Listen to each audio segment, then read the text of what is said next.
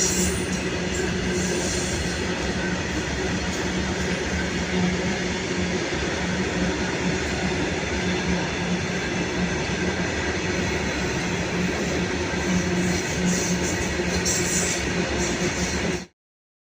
साथियों, आप लोग मेरे पीछे एक रेलवे स्टेशन देख रहे हैं।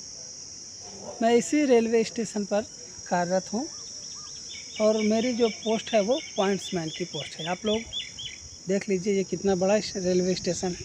मैं इसी रेलवे स्टेशन पर अभी कार्य कर रहा हूं और मेरा सिलेक्शन रेलवे ग्रुप डी 2023 का जो एग्ज़ाम हुआ था उसमें सिलेक्शन हुआ था।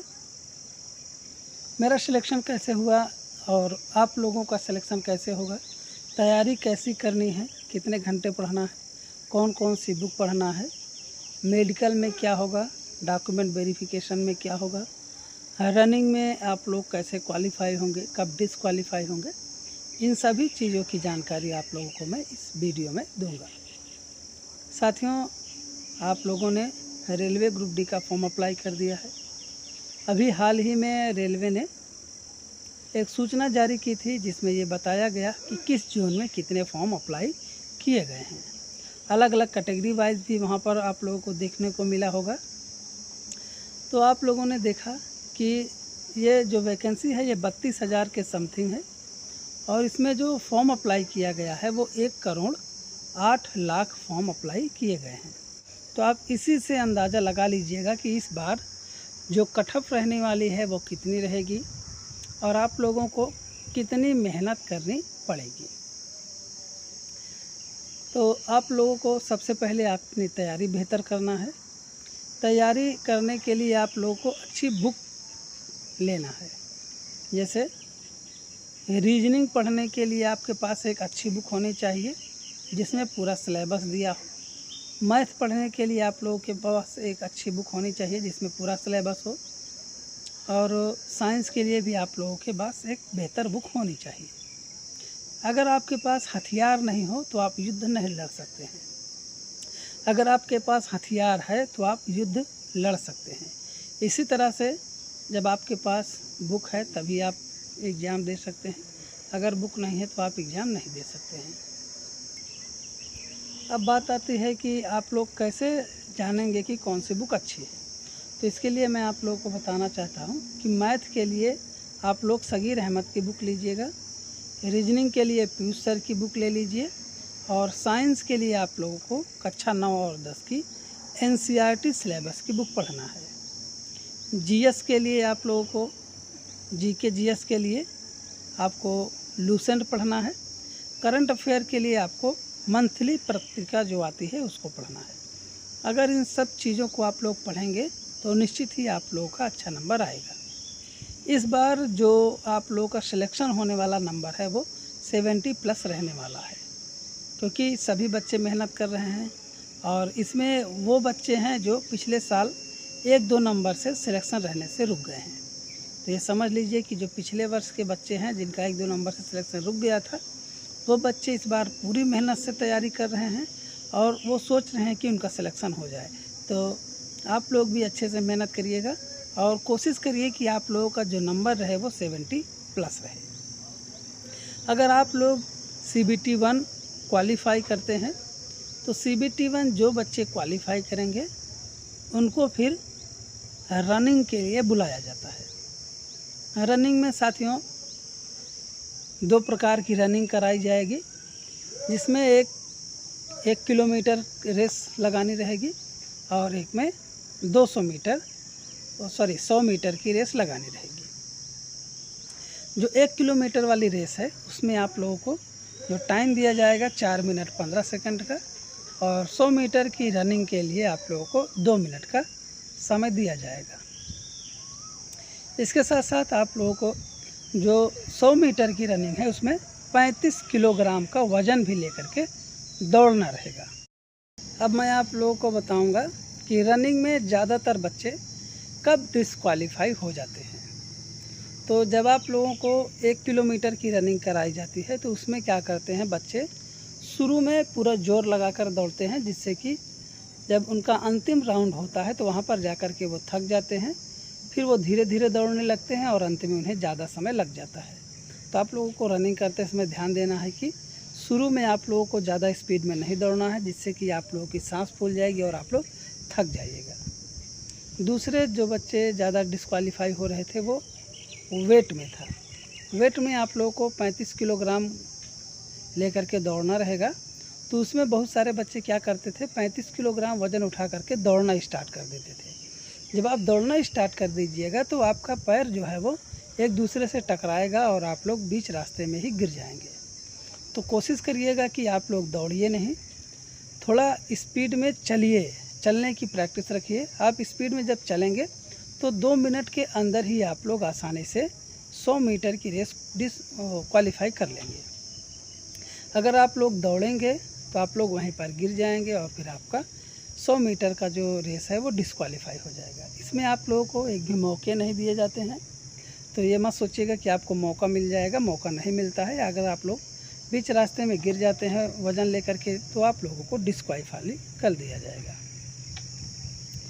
इसके बाद साथियों आप लोगों को ध्यान रखना है कि जब भी आप वज़न उठाएं तो उसको अच्छी तरह से पकड़ कर रखें, बीच रास्ते में आपसे गिरने ना पाए। अगर बीच रास्ते में वज़न आप लोग गिरा देते हैं तब पर भी आप लोगों को डिस्क्वालीफाई कर दिया जाता है। तो यहाँ पर आप लोगों को दौड़ में ये चीज़ें देखनी रहेंगी। जिन भाइयों का दौड़ कंप्लीट हो जाएगा उनको फिर डॉक्यूमेंट वेरिफिकेशन के लिए बुलाया जाएगा। डॉक्यूमेंट वेरिफिकेशन में आप लोगों का हाई स्कूल का मार्कशीट चेकअप होगा, कास्ट सर्टिफिकेट चेकअप होगा, जो भारत सरकार के द्वारा बनाया जाएगा, जो रेलवे फॉर्मेट दिया है उसी फॉर्मेट में आप लोगों को कास्ट सर्टिफिकेट बनवाना है। अगर आप लोग उस फॉर्मेट में कास्ट सर्टिफिकेट नहीं बनवाते हैं तो फिर यहाँ पर चांस है कि आपको डिस्क्वालीफाई कर दिया जाए। तो कोशिश करिएगा कि रेलवे जो फॉर्मेट दिया है उसी में ही आपका कास्ट सर्टिफिकेट बना हो। इसके साथ साथ आपका हाई स्कूल का मार्कशीट में नाम, father name, date of birth, mother name, ये सब चीज़ें करेक्ट होनी चाहिए। अगर इसमें कोई प्रॉब्लम है तो उसको अभी से ही आप लोग सही करवा लीजिए। तो इस तरह से आप लोगों को डॉक्यूमेंट वेरिफिकेशन करवाया जाएगा। डॉक्यूमेंट वेरिफिकेशन के बाद अब आप लोगों को क्या करना होगा ये मैं आप लोगों को अब बताता हूँ। साथियों, डॉक्यूमेंट वेरिफिकेशन के बाद में फिर आप लोगों को मेडिकल के लिए बुलाया जाएगा। तो जब आपका डॉक्यूमेंट वेरिफिकेशन होगा तो उसी समय आप लोगों को मेडिकल की डेट भी दे दी जाएगी कि किस तारीख को मेडिकल होना है और किस स्थान पर आप लोगों का मेडिकल होना है। तो आप लोगों को उस डेट पर और उस स्थान पर पहुंच करके अपना मेडिकल एग्जामिनेशन देना है। मेडिकल के दौरान आप लोगों को कुछ खास बातें ध्यान रखना है। जैसे मेडिकल जब आपका हो तो उसके 10 से 15 दिन पहले यदि आप लोग कोई गुटखा, पान मसाला वगैरह खाते हैं तो खाना बंद कर दीजिए, दांत क्लीन करवा लीजिए, कान साफ़ करवा लीजिए। अगर कान में कोई गंदगी है तो उस सब चीज़ों को आप पहले से ही क्लीन करवा लीजिए। इसके साथ में आप लोगों को कुछ सावधानियां भी बरतनी हैं। जैसे कुछ लोग ड्रिंक करते हैं तो उन्हें आप लोग रोक दीजिएगा। ड्रिंक करिएगा तो आप लोगों का मेडिकल डिस्क्वालीफाई हो जाएगा। अब मेडिकल में क्या क्या चीज़ें चेकअप की जाएंगी और कब आपको डिस्क्वालीफाई किया जाएगा। सबसे पहले तो जब आपका मेडिकल होगा तो वहाँ पर आप लोगों को सबसे पहले यूरिन टेस्ट देना है। तो जैसे ही आप लोग शुरू में पहुँचिएगा सबसे पहले आपका यूरिन चेकअप किया जाएगा। यूरिन का सैंपल लिया जाएगा और फिर ब्लड का सैंपल लिया जाएगा। ये दोनों सैंपल लेने के बाद आप लोगों को खाने के लिए बोला जाएगा। आप कुछ नाश्ता वगैरह करके आइएगा। फिर आप लोगों का ईसीजी होगा। इसके बाद आप लोगों का फिर चेस्ट एक्सरे होगा। फिर इसके बाद आपका हाथ और पैर चेकअप होगा, कहीं टूटा वगैरह तो नहीं है। अंगुलियां भी चेकअप होंगी, कहीं अंगुली कटी तो नहीं है, अंगुली का ऑपरेशन तो नहीं हुआ है, या अंगुली में किसी प्रकार की कोई प्रॉब्लम तो नहीं है। ये सब चीज़ें चेक होंगी। इसके बाद फिर आप लोगों का कान का चेकअप हो जाएगा। इसमें आपके पीछे से धीरे धीरे आवाज़ में ऑफिसर कुछ बोलेंगे, डॉक्टर जो होंगे, आप लोगों को वही रिपीट करना। कोई नंबर बोलते हैं बहुत स्लो में तो आप लोगों को ध्यान से सुनना है और नंबर को रिपीट करना है। तो आप लोग अगर नंबर रिपीट करते हैं तो डॉक्टर को लगता है कि आपको सुनाई दे रहा है। फिर इसके बाद आप लोगों का मुंह चेकअप हो जाएगा, दांत वगैरह चेकअप होते हैं, मुंह वगैरह चेक होता है पूरी तरह से अच्छे से। फिर उसके बाद आप लोगों का आई का चेकअप होगा। आँख के चेकअप में आप लोगों को सबसे पहले ध्यान रखना है कि जो कलर लाइटें आपको दिखाई जाएंगी उसको ध्यान से देख करके समझ करके तभी बोलना है। हड़बड़ी में आप लोग अगर गलत कलर बोल देंगे तो वहाँ पर आप डिस्क्वालीफाई हो सकते हैं, तो ये आप लोग ध्यान रखिएगा। कलर का पोजीशन या कलर बताने से पहले आप लोगों को ध्यान रखना है कि आप कंफर्म हो जाए कि कौन सा कलर आपको दिख रहा है। रेड है तो रेड बोलिए, ग्रीन है तो ग्रीन बोलिए, येलो है तो येलो, वाइट है तो वाइट। इस तरह से आप लोगों का कलर चेकअप किया जाएगा। उसके बाद आपका निकट दृष्टि दोष, दूर दृष्टि दोष, ये चेकअप किया जाएगा। आपको एक सी आकार रहेगा, उसको उलट पलट के बार बार से दिखाया जाएगा। फिर आप लोगों को पूछा जाएगा कि इसका मुंह किस तरफ खुला हुआ है। तो इस तरह से आप लोग जब इसको क्वालिफाई करेंगे, फिर आप लोगों का बाद में लेसिक सर्जरी हुआ है कि नहीं हुआ है ये भी चेकअप किया जाएगा। फिर उसके बाद में आप लोगों का अगला चेकअप हो जाएगा कलर विजन का। कलर विजन में आप लोगों को एक बुक दिया जाएगा, उसमें आप छोटे छोटे बिंदु में कुछ नंबर्स होते हैं उन्हें बताना रहेगा। कभी कभी उसमें रास्ता होता है, पथ, उसको दिखाना होता है कैसे कैसे बना है। तो इस तरह से अगर आप लोग सारे स्टेप को पार कर लेते हैं तो आपको आँख में फिट किया जाता है। अंतिम चेकअप हो जाएगा आपका पाइल्स और हाइड्रोसील का। पाइल्स और हाइड्रोसील का जब चेकअप होगा तो आप लोग विशेष ध्यान रखिएगा कि अगर किसी को पाइल्स है, किसी को हाइड्रोसील है, तो अभी से ही आप लोग उसका ऑपरेशन करवा लीजिए।